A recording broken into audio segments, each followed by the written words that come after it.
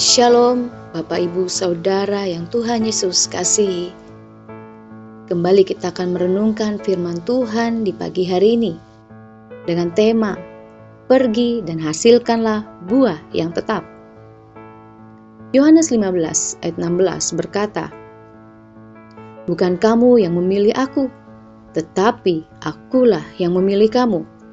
Dan aku telah menetapkan kamu supaya kamu pergi dan menghasilkan buah. Dan buahmu itu tetap, supaya apa yang kamu minta kepada Bapa dalam namaku, diberikannya kepadamu." Kehidupan kerohanian yang sehat adalah kehidupan yang menghasilkan buah. Firman Tuhan sudah menjelaskan kepada kita bahwa Tuhanlah yang memilih dan menetapkan kita untuk kita berbuah. Berbuah di sini bisa menunjuk kepada beberapa hal. Pertama, kebajikan-kebajikan rohani, seperti buah roh yang disebutkan dalam Galatia 5 ayat 22 sampai ayat 23, di mana ada kasih, sukacita, damai sejahtera, kesabaran, kemurahan, kebaikan, kesetiaan, kelemah lembutan, dan penguasaan diri. Tetapi berbuah di sini juga menunjuk pada hal yang kedua, yaitu berusaha membawa orang kepada Kristus. Kita kembali melihat ayat firman Tuhan tadi dari Yohanes 15 ayat 16. Ada dua kata kerja aktif dan memang harus secara aktif dilakukan oleh orang-orang percaya. 1. Pergi. Bukan tanpa tujuan, tapi benar-benar ada suatu dorongan yang kuat dalam diri bahwa dimanapun, kemanapun, dan kapanpun, amanat agung harus dikerjakan. Sebagai contoh, seorang yang bekerja di marketplace harus dengan sengaja memikirkan bagaimana menjangkau orang yang di marketplace.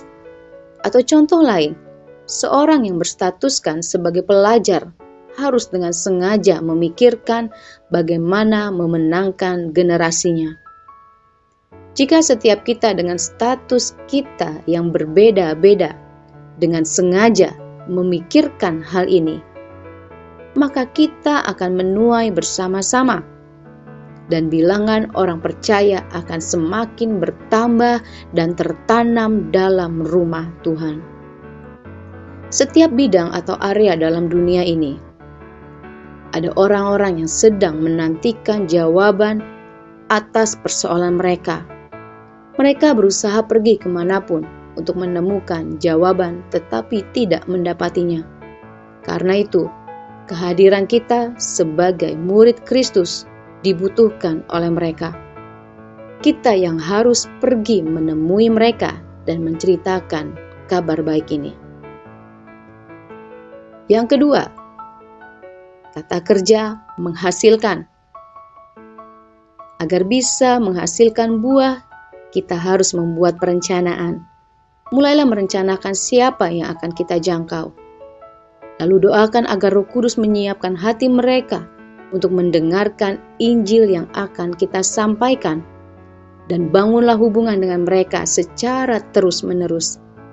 Prinsip ini layaknya seorang yang bekerja di bidang marketing, di mana ada target atau sasaran dalam pemasaran, tetapi juga ada engagement atau interaksi, yaitu menjangkau orang yang tepat dalam waktu yang tepat.